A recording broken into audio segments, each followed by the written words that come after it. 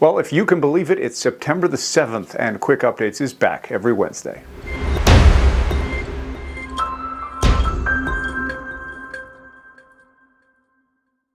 So the fall season is coming into view, and the 2022 Provincial Youth Conferences are coming up fast in October. Here's what the provincial managers have planned.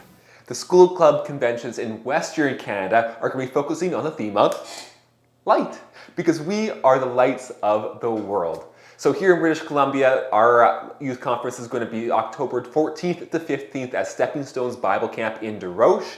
And over in neighboring Alberta, theirs is at Parkland Pick School in Edmonton the next week, October 21 and 22. So we hope to see all you bright lights there. Go to ARPA's website to register.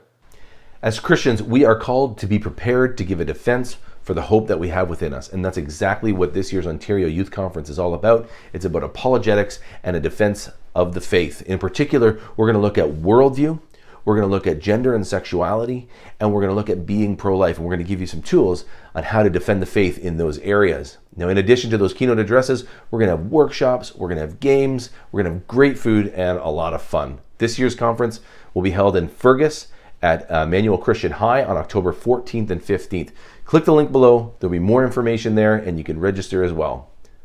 Really looking forward to seeing you on October 14th and 15th. Back to you, Colin. Thanks so much, guys. Everyone, you can go to arpacanada.ca for more on these provincial youth conferences happening this year. Now, over to Daniel with a policy team update. Thanks, Colin. This summer, ARPA Canada released an updated version of our policy report on restorative justice. In recent years, Parliament passed a couple laws related to restorative justice, and the government is generally supportive of it. But certain restorative justice principles are not commonly applied in Canada, and at times they're misunderstood. We address some of these concerns within our report. Overall, the report looks at criminal justice practices in Canada, the biblical foundations of restorative justice, and how these principles can be effectively applied in Canada's justice system.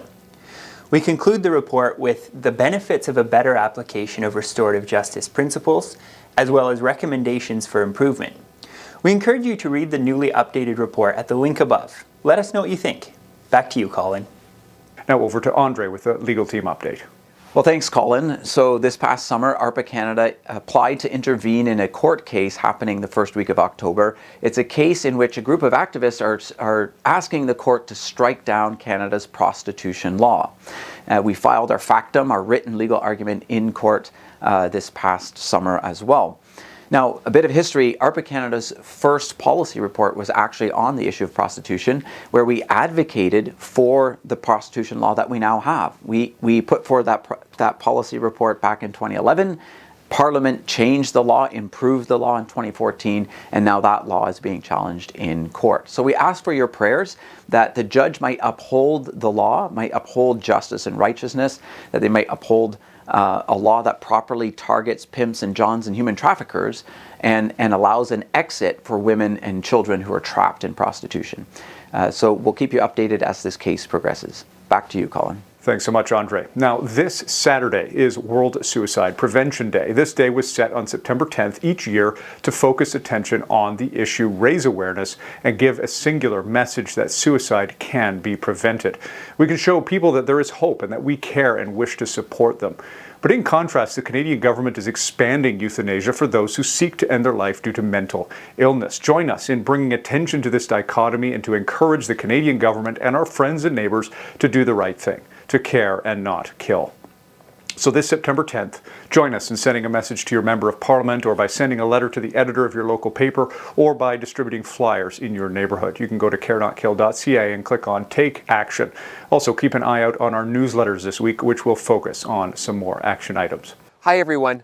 Local elections may be happening around you this fall. Here in British Columbia, in Manitoba, in Ontario, and in some other provinces, there are going to be local elections.